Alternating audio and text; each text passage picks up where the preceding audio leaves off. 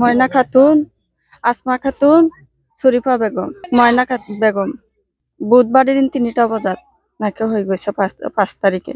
এতিয়া মই নাজানো কলে ওলাই গৈছে সেইটো নাজানো আমি ক'ত ওলাই গৈছে কি কৰিছে সিহঁতেহে যাব জানিব। ঘৰৰ পৰা ওলাই গৈছিলে পিছত আমি অনুসন্ধান একো পোৱা নাই। দাই থানা আহিছিলে চবকেইটা আহিছিলে একো দিছে পোৱা নাই। এতিয়া আমাৰ সন্দেহ বোলে ল'ৰাবিলাকে লৈ গৈছে নেকি সেইটোতো নাজানো কোনটো ল'ৰা।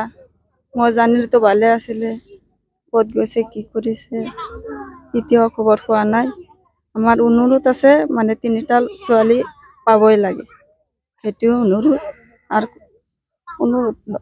বৰলি চাপৰি ইয়াৰ পৰা 3জন ছোৱালী নাইকিয়া নিৰুদ্দিৰ হৈ গৈছে। এতিয়া আমি বিচাৰিছোঁ পুলিচৰ তদন্ত লৈছোঁ আৰক্ষী আমাৰ লগত আছে। এতিয়া আমাৰ গাঁৱৰ মানুহ বিচাৰিছে সকলো বিচাৰি আছে এতিয়ালৈকে আজি 5 দিন 6 দিন 7 দিন হৈ গৈছে বিচাৰি পোৱা নাই। এতিয়া আমি আৰক্ষীৰ ওচৰত আৰু আমি আপত্তি জনাইছোঁ যে ছোৱালীখিনি আমাৰ ঘৰৰ ওচৰত লাগে যিখিনি বিচাৰি যাতে আমি পাওঁ সেইটো আশা। দুজনীৰ হ'ল 14 বছৰ আৰু এজনীৰ হ'ল 15 বছৰ। আমাৰ খণ্ডৰ মানুহে এনেকৈ তদন্ত কৰি কিনে চাল কৰি কিনে লৈ গৈছে। এতিয়া আমিতো বিচাৰি আছোঁ ক'ত গৈছে এতিয়া আৰক্ষী তদন্ত ল'বলৈ কাৰণে আমি বেছি দূৰতো সেইটোতো নাজানো। এতিয়া হেৰাইছে যদি আজি পোৱা নাই এনেকৈ আছে বেছিও পেলাব পাৰে কিবা কিডনী চিডনীবোৰ খুলিব লাগে মাৰি পেলাই থৈ যাব পাৰে সন্দেহ সেইটো আমি চাব লাগে তদন্ত কৰি কিনে।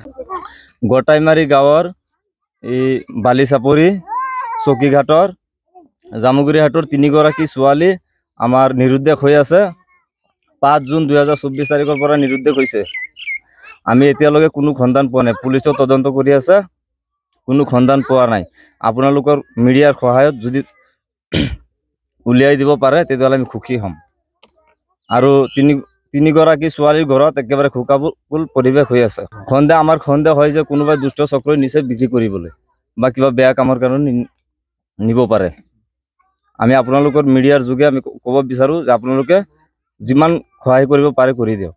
বয়সটো মাইনা খাতুনৰ 14 বছৰ আৰু সৰুভা খাতুনৰ 15 বছৰ, আসমা খাতুনৰো 15 বছৰ।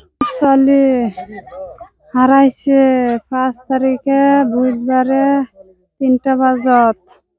ক'ত গৈছে নিপাত্তা হৈ গ'ল খোজ খবৰি হোৱা নাই। নাম সৰুপা বেগম বয়স 15 বছৰ আৰু সেইটো ছোৱালীৰ নাম আসমা আৰু মাইনা বেগম।